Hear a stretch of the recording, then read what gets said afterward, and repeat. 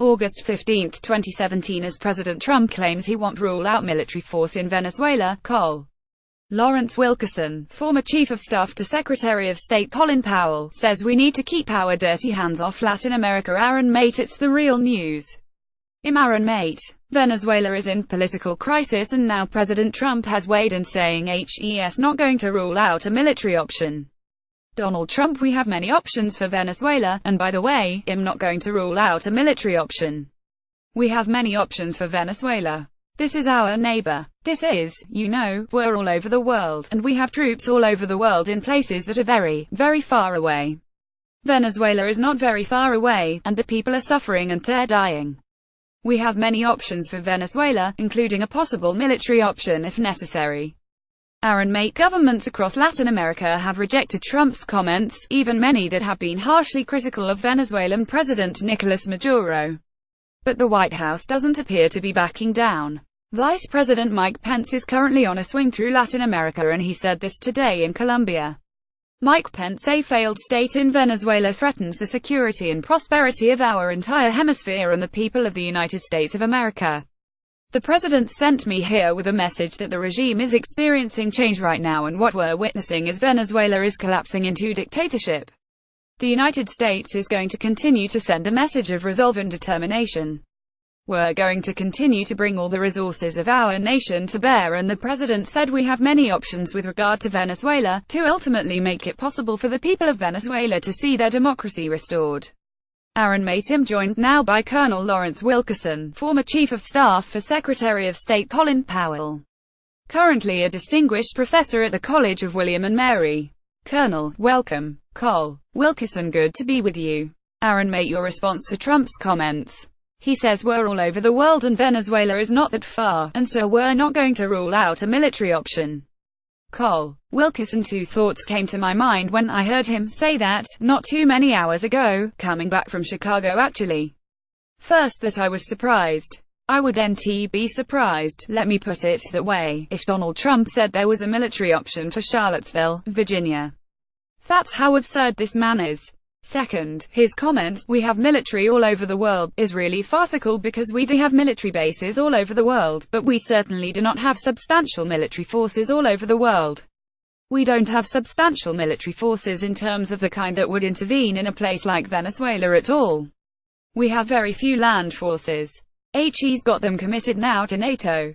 He's got them committed to the South China Sea. He's got them committed to Syria and Iraq. He's got them committed to any number of places in the world. I beg to differ with the Commander-in-Chief. There aren't that many military forces.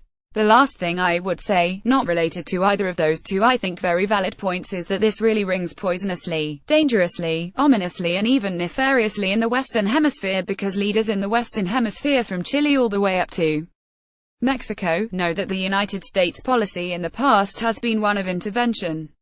It has been one of using military forces. Smedley Butler once said he was a better criminal than Al Capone because he operated on two continents. Well, the Marine General operated mostly in the Western Hemisphere. Some 35 different interventions in Latin America over about a century. This is disgusting that we're going back to that. Bad enough that in 2002 I had to be a member of an administration that tried to overthrow Hugo Chavez through a coup d'etat, a very soft coup d'etat to be sure, thank God. We didn't kill too many people in Caracas, and failed. Now here we are looking at the possibility of putting military forces into Venezuela. I have to conclude that it's mostly because Venezuela gives us a lot of oil. It's heavy dirty oil with high content of sulfur. We're the only ones who can refine it on our southern coast, and so it is an important place and we don't want it falling into chaos, but the way to stop that from happening is not to threaten a military intervention. It's to let the Venezuelans work this out. That's the only way. Only solution achieved will be lasting. Aaron Mate: Colonel, when you bring up that legacy of U.S. militarism and destabilization, Col. Wilkerson, a legacy, Aaron, let me quickly point out. Aaron Mate: Col. Wilkerson, that Donald Trump has absolutely zero knowledge of because he has zero knowledge of U.S. history. Aaron Mate: Colonel, all this reminds me of what Reagan would say about the Sandinistas in Nicaragua when he was trying to drum up support for his Contra war there. Hearing Pence talk about Venezuela being a threat possibly to the US, I mean, what did Reagan say about the Sandinistas? That famous quote of his, "The Sandinistas are just 2 days' drive from Harlingen, Texas." Col. Wilkerson, yeah, this is the kind of exaggeration that American presidents want to make from time to time, but Trump seems to be the absolute best at it. Venezuela is a threat to the United States only in the sense that I had mentioned before, that if all that oil were to suddenly be cut off, it would probably influence the markets dramatically. So if we were going to intervene, we'd intervene with ExxonMobil or a combination of ExxonMobil, Inaudible, Chevron, maybe some other organizations that would take over the oil fields and pump the oil efficiently. That's not doable, really. We should help the Venezuelans to do that, not intervene to do it ourselves, but that's the only thing I can see that would be a national security interest with regard to Venezuela is the oil. That's quickly remedial. I mean, all you got to do is get off that oil. Aaron mate, I want to point out that this rhetoric we're hearing is not just from Trump. It's not just from Pence, but it's also from other officials inside the US government, including the director of the CIA, Mike Pompeo. I want to play for you a clip of him recently speaking at the Aspen Security Forum. He was asked about Venezuela. Mike Pompeo, if any time you have a country as large and with the economic capacity of a country like Venezuela, America has a deep interest in making sure it is stable and as democratic as possible. So we're working hard to do that. I'm always careful when we talk about South and Central America and the CIA. There's a lot of stories. I want to be careful what I say, but suffice it to say, we are very hopeful that there can be transition in Venezuela. The CIA is doing its best to understand the dynamic there so that we can communicate to our State Department and to others. The Colombians, I was just down in Mexico City and in Bogotá, week before last, talking about this very issue, trying to help them understand the things they might do, so that they can get a better outcome for their part of the world, and our part of the world. Aaron mate, Sir Colonel, that joke that Pompeo seemed to make about this, making this oblique reference to the CIA's history in Latin America, in Central America. As you know well, that history literally has been destabilization and death for many, many, many people. Col. Wilkerson, first thing Mr. Pompeo needs to know is it's Bogotá, accent on the last syllable, not Bogotá. The second thing he needs to know is CIA directors need to keep their traps shut, their mouths shut. They don't talk about policy. They don't even intimate about policy. They should not even be on camera. He needs to shut up and go back to his hole at Langley. The third thing is that the last thing we need is somebody from the Central Intelligence Agency talking about Venezuelan policy period, or any Latin American policy. This is a region where the United States ought to issue apologies, not threats. We have done so much to damage Latin America. If we're talking about a relationship, as Mr. Pompeo was just doing, the relationship has always been, and I would submit we want it to be again, a relationship between American business and American leaders and oligarchs. Oligarchs is whom we have liked and loved from Brazil to Santiago. From Argentina to Peru. That's whom we like and love because they're conducive to American commercial interests and ultimately conducive to American security interests. It's time we fell out of love with oligarchs and started liking others who represent the people and true in real democracy. That's what Mr. Pompeo ought to know, but of course, like most of the Trump administration, he's ignorant as hell. Aaron mate, right, Colonel? So let me ask you about what you mentioned earlier. You were in the Bush administration back when it supported that 2002 coup attempt against Venezuelan President Hugo Chavez. That coup attempt was successful for a short while. He was forced to flee the presidential palace. There was a new government installed, but then the army and citizens mobilized against it and Chavez was returned. But as you noted, the Bush administration supported that. I should say too, it wasn't just the Bush administration. I remember the New York Times published an editorial saying that Venezuela now has a chance to return to democracy, something along those lines. But can you talk about what happened back then in 2002, Col. Wilkerson? I think what we had then was a genuine populist leader, not in the sense that Trump's a populist leader. I find that a joke, and I think Charlottesville proved that. If populism means Nazis in America, I don't want anything to do with populism. Populism was surrounding Bernie Sanders, for example, not Donald Trump. That notwithstanding, it was in Venezuela, I think, Hugo Chavez who overstepped himself a bit and so tainted his own success in the end, but nonetheless was a positive force for bringing more Venezuela, much more of Venezuela, the barrios, the ghettos, the mountainsides and so forth, into power, into some sort of political power in Venezuela for one of the first times since Simon Bolivar. I mean, Hugo Chavez should get some credit for that. I'm really sorry, and I'm sad that Nicolas Maduro does not seem to know how to continue that tradition. Truly, Chavez was getting too authoritarian towards the end, too.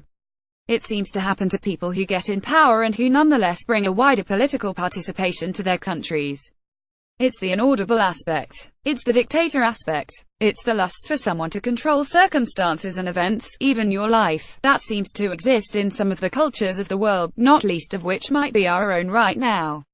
A liberal democracy, after all, is on the march all across the globe, but it is a shame that Chavez's heritage is being, I think, tainted somewhat by Maduro.